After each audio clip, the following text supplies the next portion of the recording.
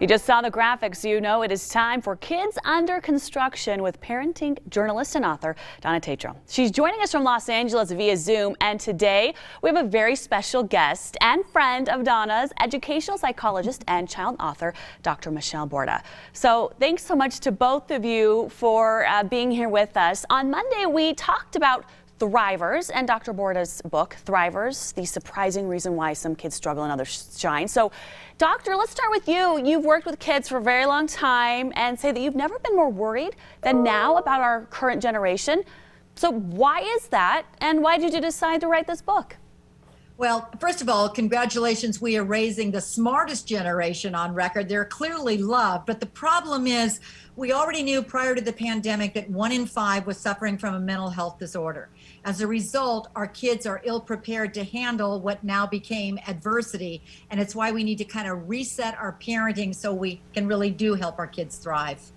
Okay, we'll talk about this book and why you decided you needed to put all this out there.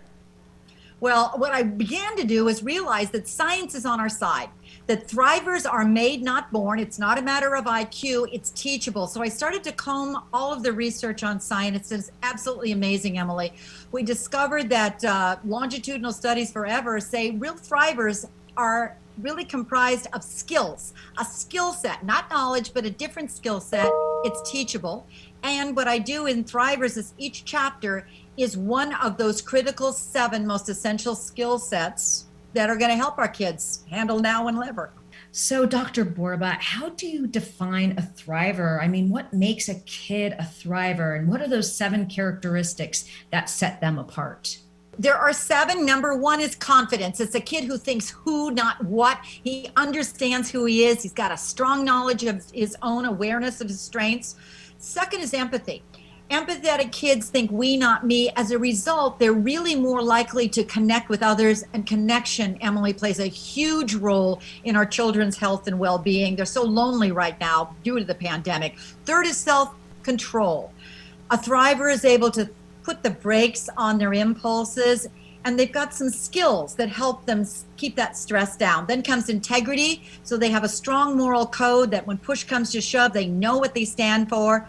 Curiosity, that's number 5. Believe it or not, they're more open and accepting to ideas and possibilities. So they don't give up, they figure out a problem around it.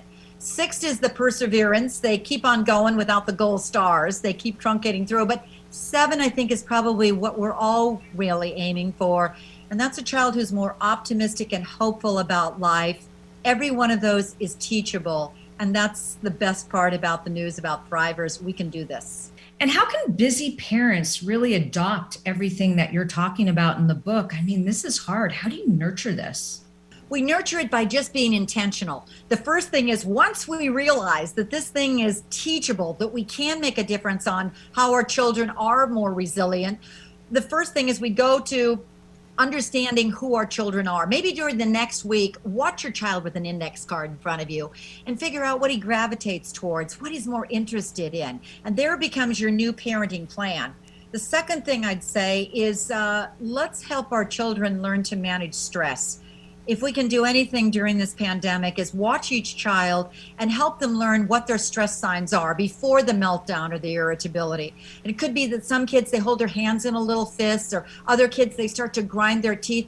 That's a wonderful thing to be able to say, have you noticed that right before you get that into that meltdown, or right before you get really irritable, this is what you already do? When they know their stress signs, it gives them control. And now what you can do is teach them what to do instead. The fastest thing Navy SEALs told me is you take a 1-2 breath. It's a slow breath. The minute that stress builds, like you're riding up an escalator, hold it and slowly let it out. If you practice that, a 1-2 breath, so the exhale is twice as long as the inhale, you get the fastest way to relax. And you just keep doing that in your home. What you'll actually do is create a new habit that your kids can do without you. Oh, I love that. A 1-2 breath. I'm going to take that home with me tonight. Dr. Borda, thanks so much for joining us. Donna, you're welcome. You've got so many great connections. We appreciate you bringing this friend on as well. So thank you so much for your time too. Absolutely. Thank you so much. Okay, you two. Thank you very much. Of course, Kids Under Construction. You got to hear more about Donna and her team of experts, and she really brings together such great information. You can find her podcast on our website, abc4.com, and more information waiting for you right there. Thanks so much.